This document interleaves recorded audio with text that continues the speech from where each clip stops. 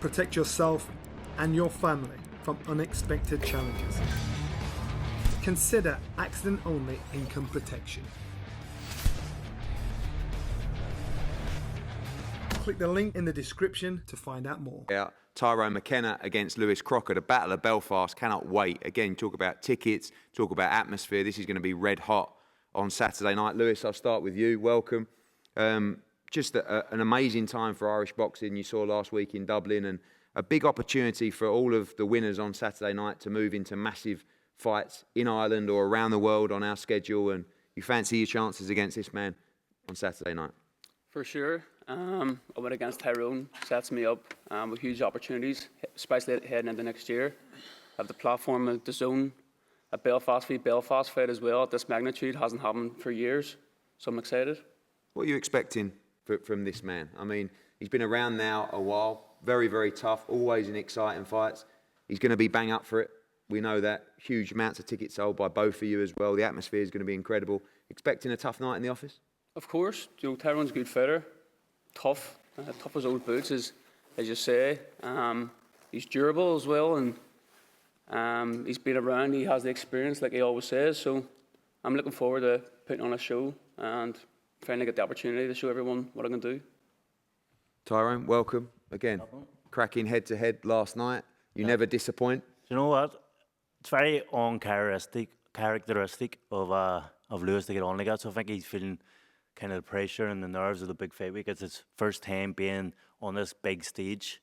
Obviously, I'm well used to it. I've had massive fights. I've fought Prograis, Jack Carroll, Mamoon, Jose Felix, people like that. So I'm well used to this. This is something I buzz off. This is a game to me. I love this kind of fight week drama. It's something I feed on. The buzz of Belfast City at the minute for this Belfast v Belfast fight. I think it's been 40 years since the last big Belfast v Belfast fight. Hugh Russell, rest in peace to Hugh. He was the last one to have one. So I'm just the buzz in the city is crazy. Everywhere I go, barbershops down the street, the shopping, they're talking about it. Pressure really on Lewis for this fight. I mean, I know you've been in with all those big names, and I feel like in your career you've had some good wins. You've kind of been a bit unlucky that you've been thrown into those kind of fights at those moments in your career, but you've never turned a fight down. Experience going to play a big key on Saturday? I think massively. I think experience is the key thing I have here. Obviously, Lewis is unbeaten. He's 17-0. He's had a great career so far, but essentially he hasn't really fought at any good level, at any high level. I think there's a lot of factors here with what's he going to react when he goes into a crowd of 7,000, a sellout more or less, stadium. A fighter that's not going to back down, a guy that's got hit by some of the hardest punchers in the world, and laughed at them, got up and laughed at them. Several times. Listen, I fought my last fights, the who's who of boxing. You fought the who the fuck's he of boxing. Like there's a complete difference here. Chalk and cheese, experienced, inexperienced. We don't know what you're like when you actually get stuck in with someone with a live opponent. You fought bums. You've knocked out 10 bums. I'm fighting another one on Saturday. Do you? So you keep thinking that. You keep thinking that.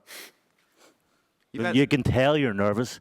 All the way you're acting is not the way you act. You thought I was going to be quiet yesterday. You actually know that quiet, cool and calm and collect. That's where you are. But you're acting out of character. You're getting very animated and screaming in the face like an 11-year-old girl. Mate, I had to take a painkiller. Usually you're a big talker. You said nothing yesterday. What? You're usually a big talker. You said nothing yesterday, didn't you? In my head, I was going, that's cringe. Look at this. I was cringy what you done yesterday. It was embarrassing. You let yourself down. Don't do it again. One thing you've had for this fight is plenty of prep as well. We know this has been happening a while. It's been a proper training camp. You feel like you're in a different kind of condition? It's been a year and a half training camp. I've had 2 fights fall through the week before the fight. But it's been a year and a half of learning.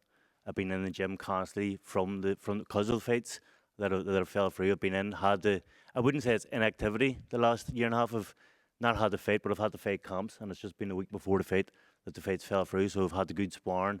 I've done the weight cuts. I've trained hard. I've done a lot of learning with Pete Taylor, who's an unbelievable coach. And now I'm just hungry to get in there and have another war. Get in, bloodbath. You're going to see absolute fireworks on Saturday night.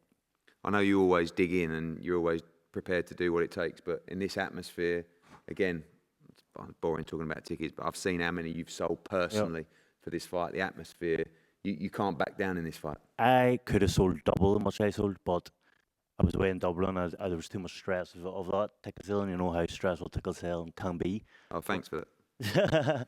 But listen, I done what I had to do. I sold a lot of tickets for this fight. I have a lot of fan base coming. I thrive off the fans. I fight for the fans. I've always said it. I mean, I didn't need to take this fight. I obviously was a bit ahead of Lewis, but once this fight was put to me, I said I can't turn it down. I'd be a hypocrite if I did turn it down. I always say I fight for the fans, and this is a fight that the fans are down for. As you can see, the buzz about the city is all about this fight. And finally, to both of you, Saturday night, predictions. I mean, can you get this guy out of there? Or you have to 100%. wear him down over the Not distance? a chance. Not a chance. Listen, no mas. He's going to quit. He's going to realize he's in too deep. He's going to like, geez, I didn't think Tyrone was going to be this active. He's going to hit me the hardest punches he can, and I'm going to be laughing at him coming forward, and he's going to go, fuck, I didn't Mate, expect you've had that. one fight at welterweight and you were piss poor a year and a half ago against Chris Jenkins, worry. who's way past it, who should have beat Yeah, you. Chris Jenkins beat you. You haven't had a fight. You haven't, like, where have you been spectacular? Where have you got this hype? Mate, I'm gonna, Where's the hype? like, relevant talk now. I'm going to smash you on Saturday. Exactly, so shut up. It's him See? talking to me, not you. Button up, sorry. Ah, good one. Lewis, you're right to reply. He's got a good chin, this man. Can you get him out of there? Absolutely. Supremely confident getting him out of there. Well, the Battle of Belfast Saturday night. Cannot wait. Tyrone McKenna against Lewis Crocker, and a massive fight for both. Have you ever been stranded on the side of a motorway with a broken down car? Like me, is that something that worries you?